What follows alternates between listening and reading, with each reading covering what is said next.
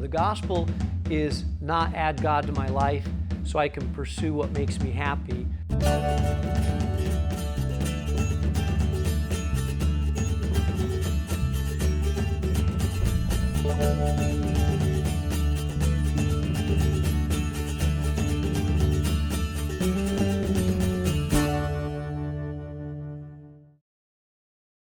Welcome to Faith Chicago. In 1986, when he was only 21 years old, Mark Jobe got together with a small group of 18 people to start a congregation on the southwest side of Chicago. They named their new venture New Life Community Church. Today, New Life is a multi-site church with over 25 locations in Chicagoland.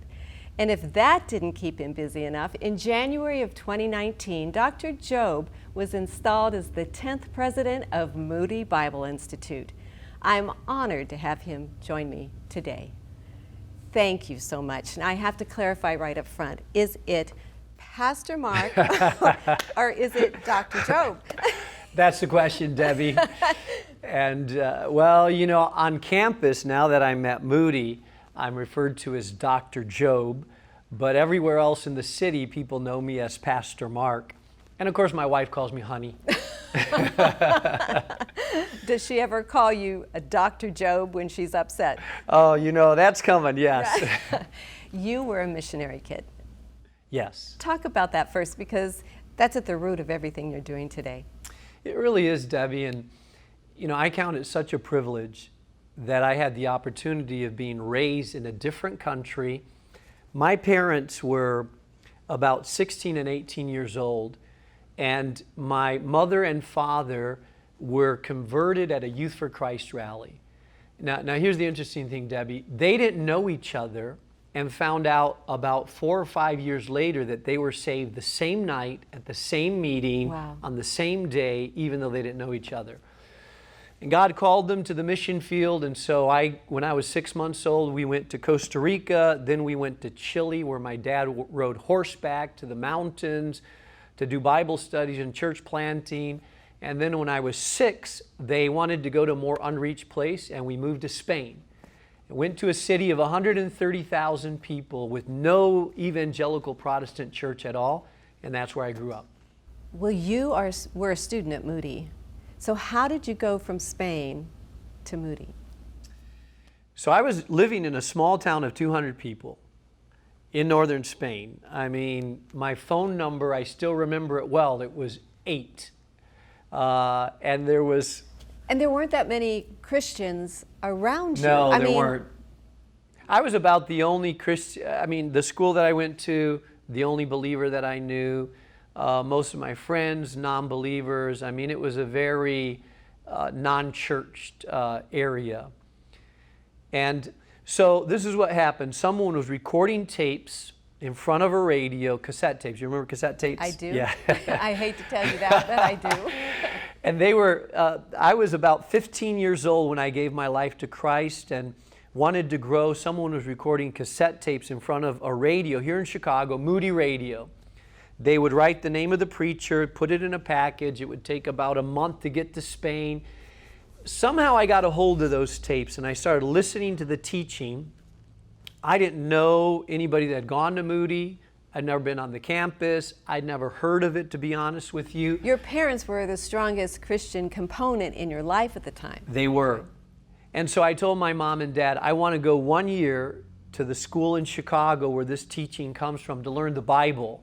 At that time, I thought I wanted to go into the medical field, but I wanted to come just to get stronger in my faith. So at 17, I packed up my bags from this little town in northern Spain and landed right smack dab in the heart of Chicago, and boy, was that culture shock. Culture shock, for sure. In fact, while I was a student at Moody, finally God started getting a hold of my heart, and I thought, maybe I want to go into ministry. I wrestled through that because I wasn't sure what I wanted to do. And a pastor in the city told me, Mark, the nations of the world have come to the big cities. If we reach the cities, we reach the nations. So maybe before you go back to Europe, because that was my plan, God wants you to plant a church in Chicago. I wanted to say, get thee behind me, Satan, because I didn't want to hear that. But it was one of those things, Debbie, that I couldn't let go of. I just, when you get a word that you want to shake it, you don't want to listen to it, but it got a hold of me, and I felt like it's messing up your plans. It's messing up my plans, and I think this may be God speaking to me. So then you decided to start a church. Yes. That was a challenge in itself. How did God lead you into that next step? Yeah. So I started dating while I was at Moody, a girl that lived in Chicago, beautiful young lady whose eyes just melted me. So that was God's will. Wherever she was, that's where you were going to be, right? I went 1 year to Columbia Bible College, and she was from Chicago. And for the summer, I wanted to come up to Chicago because she was here. And I wanted to serve in a church, and I figured I wanted to serve in a Spanish-speaking neighborhood because my plan was to go to Spain at that time. And I landed in Back of the Yards neighborhood, a little inner city church. They hadn't had a pastor for several years. They were about 18 people. It was a gang-ridden neighborhood, and they were looking for a pastor. They didn't have money to pay a pastor.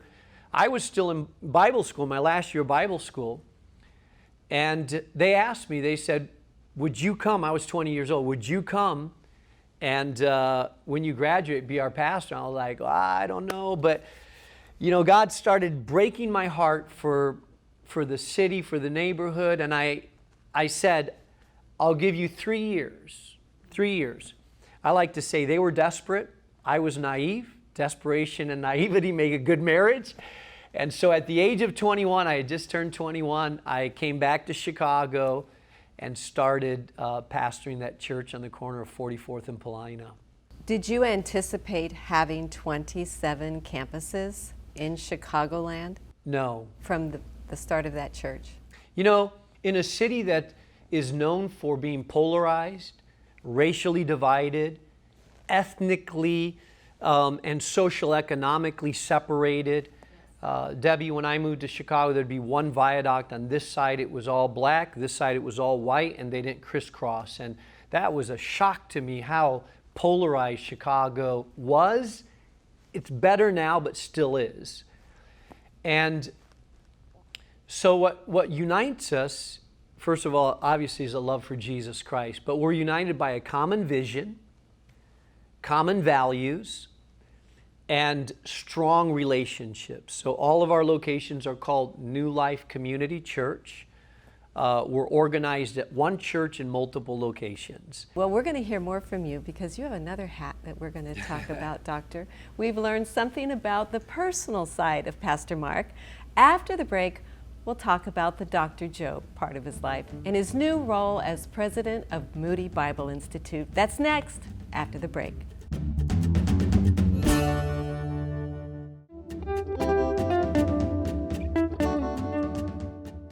Welcome back. Today I'm talking with Dr. Mark Jobe, who was installed as the 10th president of Moody Bible Institute in January of 2019.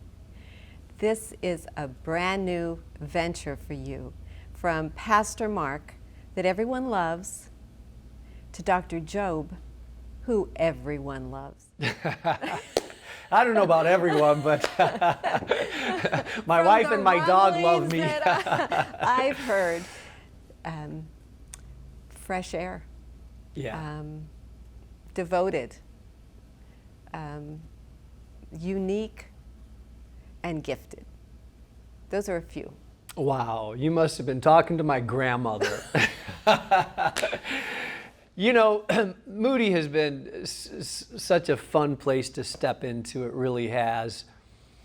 Because I've always respected Moody. I got my education. I met my wife there. My son went there. My sister went there. So I've always valued that Moody's in the heart of Chicago, and it has such a great heritage. D.L. Moody, I mean, how much more powerful. But I never envisioned leading it. I respected it. I liked it. But when I got a phone call saying, your name has come up multiple times. Your name has come up multiple times as a possibility of being president, and I kind of chuckled like, well, I mean, I love Moody, but I don't think I want to lead Moody. I'm very busy, love the vision that I'm doing.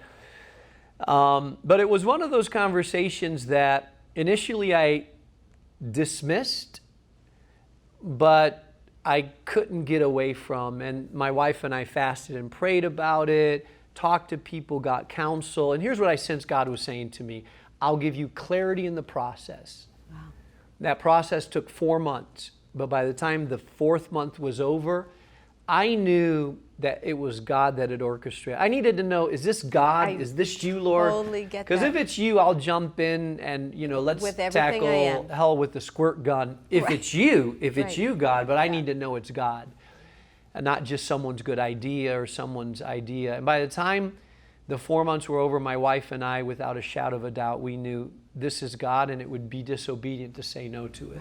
How does it play out, leading both ministries?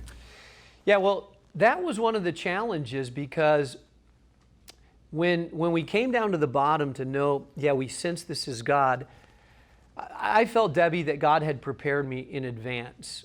3 years earlier, 3.5 years earlier, I had started to prepare for succession, not because I planned to go anywhere. I thought, I'm way too young, I got a lot of ministry in me.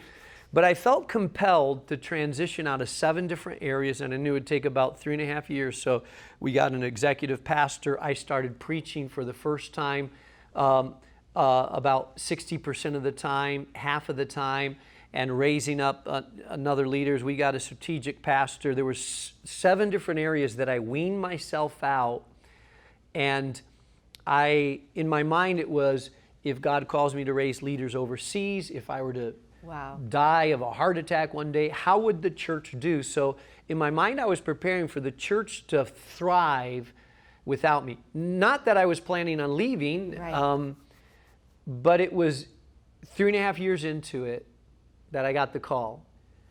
And in retrospect, I realized that God was already preparing the church and me before I even knew that God was moving me over. And so the big question that my wife and I had was, if I say yes to this, can I still pastor? Can I still be involved in pastoral work in the church? Can I still be involved, because I don't feel like that's a job, I feel like it's a calling. And I believe that I'll be a better president if I'm a practitioner president. I want to put my arm around someone at the altar and lead them to Christ. I want to roll up my sleeves and still be involved in the nitty-gritty of ministry. And I was surprised that they said yes. And so it's a beautiful combination. I love it. Well, we'll continue talking with Dr. Jobe about leading both Moody Bible Institute and New Life Community Church. Plus, ministers around the city will answer the question, what sin aren't we embarrassed about anymore? That's next.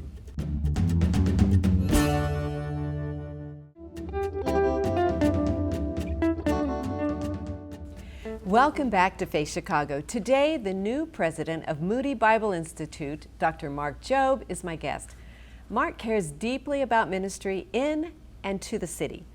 Ministry must evolve as people and culture evolves, but that evolution doesn't mean that our biblical values should erode. Recently, we asked a variety of faith leaders in Chicagoland the question, what sin aren't we embarrassed about anymore? Take a look. As a culture, we are not embarrassed about any sexual sin anymore. Not only do we not show embarrassment for it, but we flaunt it and promote it as if it should be accepted as a lifestyle. The unchecked restraint of our sexuality has invaded and is pervasive throughout our society. I don't think it's just, a lot of people focusing right now about homosexuality, but you know what? Living together before marriage, just premarital sex, extramarital sex has obviously been a big one. I think when you think about what we're not embarrassed about is our lack of respect and regard for God. how do we often talk about what people's lives are supposed to be? It's basically the life you always want, because you know the life that you always want. And what's the best way to have the American dream? Basically, to create your own kingdom, right? So we'll give you the tools, create your own kingdom, to buy your way into your own kingdom, or create the kind of relationships to have your own kingdom, etc. So I see people focusing on themselves more versus the body of Christ. People are more self-centered and selfish. People are looking for blessings in this life versus in heaven. And as a result, it has changed the dynamics, even among Christians on earth. I would say we're not embarrassed about wealth.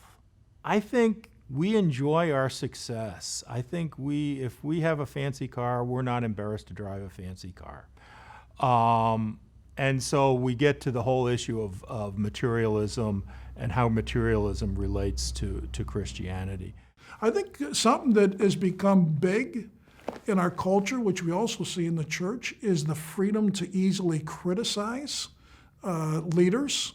I think a big problem we have right now in the culture is the divisions that are going on, and us almost grabbing sides rather than really looking for solutions that can bring us together. The ongoing sin of Chicagoland is still the legacy of segregation.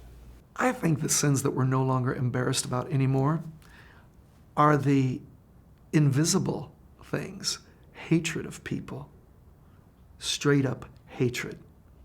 We put our smile on, we strum our guitar, we sing in the praise team, and we hate. We hate other people, we hate other churches, we hate other pastors. And to me, the worst sin that we just don't talk about anymore is straight up hatred.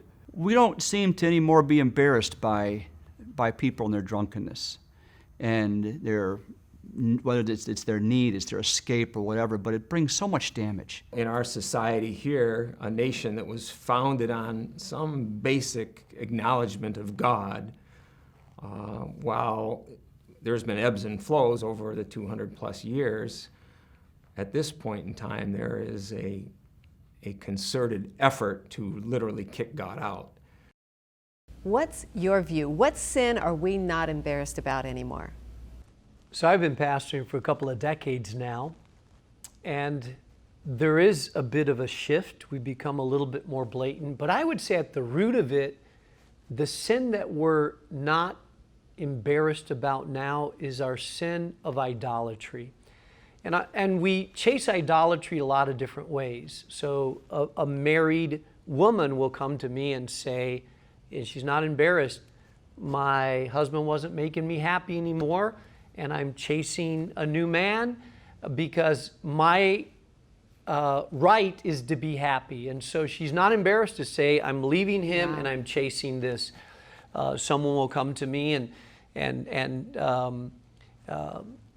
you know, they'll move in with their girlfriend or boyfriend, and they're not embarrassed because, hey, this makes me feel good. So they're chasing their idolatry. So I think we're not embarrassed about chasing the idols that we feel make us happy. And so we're not embarrassed to say, even though God doesn't seem to approve of this, I'm not embarrassed to say, I have a right to chase the idol that makes me happy. How do we change that? I think you're right in all of those aspects. It's about me. Yeah. Me first, above Scripture, above the commandments. Yeah. You know, it's about the gospel. If we have a true understanding of the gospel is not add God to my life so I can pursue what makes me happy. The gospel is about surrendering my life to Jesus, and contentment and joy is a byproduct of living for God. It's not my ultimate goal is not my happiness. My ultimate goal is to glorify God. The byproduct is joy and contentment when I start living God's way. More with Dr. Mark Jobe after the break.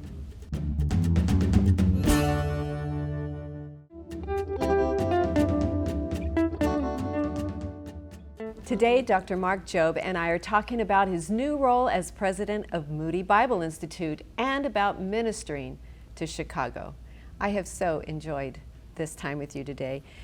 We have to balance biblical truth and social justice. How do we do that?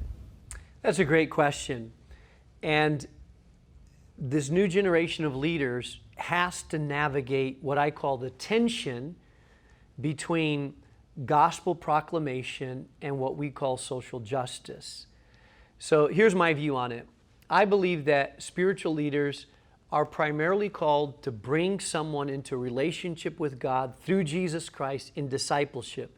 But the culture of the kingdom has to do with righteousness, joy, and peace. So our primary call is to reconcile people to God through Jesus, through the gospel. But the culture that the gospel brings is a culture that deals with injustice and deals with dysfunction in society. And so I don't think it's either or. I think it's both. Proclamation and the culture. Now the problem with social justice, there's two things that happen. Number one, if social justice replaces the gospel and we are simply doing social justice work without proclamation, I think we've elevated that above the gospel. The second one is when we put things under the umbrella of social justice that shouldn't be there. There's a lot of issues around sexuality that are considered social gospel that I don't think should be there. They're not in the category of biblical justice. And so I think we have to be careful about what we put under that umbrella. Thanks for being with us today. I hope you'll join me in praying for Dr. Mark Jobe. He has 2 full-time jobs. Pray that God will give Mark the wisdom and discernment to lead both New Life and Moody with humility and strength, with grace and with divine guidance. And pray also for the students at Moody Bible Institute that God will use them as bold and effective ambassadors of His love and saving grace throughout the world. Remember that we at TLN want to serve you. If you have a prayer need, call our Care Force toll-free. Thanks for watching, and remember that TLN is donor-supported. Any gift is a blessing to us. We'll see you again next time on Faith Chicago.